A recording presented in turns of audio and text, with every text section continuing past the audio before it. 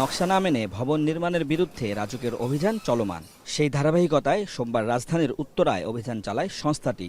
Excavator দিয়ে গুঁড়িয়ে দেওয়া হয় ভবনের বর্ধিত অংশ। সোমবার সকাল থেকে রাজধানীর উত্তরার 10 নম্বর সেক্টরের রানাভোলা এলাকায় রাজুকের উচ্ছেদ অভিযান পরিচালিত হয়। এ সময় 5টি ভবনের বর্ধিত অংশ ভেঙে ফেলার পাশাপাশি ভবন মালিকদের 4 লাখ টাকা জরিমানা করে রাজুকের নির্বাহী ম্যাজিস্ট্রেট। এ সময় রাজুকের উদ্ধার অভিযানে বাধা দেয় ভবন মালিকের প্রতিনিধি পরিচয় দেওয়া এক ব্যক্তি। এজন্য তাকে জরিমানা গুনতে হয়েছে। এই অভিযানগুলি যে পাঠানোর আগে রাজুকের লোকের ঠিক করা দরকার, জনগণকে না। রাজুকের যেই চোরেরা বসে আছে তাদেরকে অথরাইজ অফিসার এবং যারা সুপারভাইজার থাকে তারা এই কাজগুলি করে। আমি নিজ হাতে টাকা দিছি।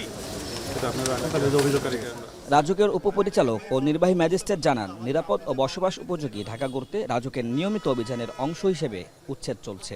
অভিযানে ভবনের অতিরিক্ত অংশ ভেঙে ফেলার পাশাপাশি পানি বিদ্যুৎ সহ সকল সেবার সংযোগ বিচ্ছিন্ন করা হয়। 5টি ভবনে আমরা অভিযান চালিয়েছি এবং প্রতিটা ভবনেই আমরা নকশা বহির্ভূত অংশ নির্মাণাধীন দেখতে পেয়েছি, যেটাকে আমরা ডেভিয়েশন বলি। আর অন্যান্য ভবনের মালিককে না পাওয়াতে আমরা তাদের বৈদ্যুতিক সংযোগ বিচ্ছিন্ন করেছি, মিটার জব্দ করেছি। তারা যখন পরবর্তীতে নকশা বহির্ভূত অংশ অপসারণ করে মিটারের জন্য রাজুকে যোগাযোগ করবে, তখন আমরা তাদের কাছ থেকে অঙ্গীকারনামা গ্রহণপূর্বক তারা নকশা অনুযায়ী ভবনটি করবে।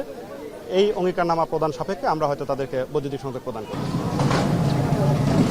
পুরনো নীতিমালা অনুযায়ী সড়কের জায়গা দখল করে যেসব ভবন নির্মাণ করা হয়েছে সেগুলোর বিষয়েও দ্রুত নতুন নীতিমালা তৈরি করছে রাজুক। এরপর পূর্ণ ভবনের বিরুদ্ধে ব্যবস্থা নেবে রাজুক। ওমর ফারুক, এখন, ঢাকা।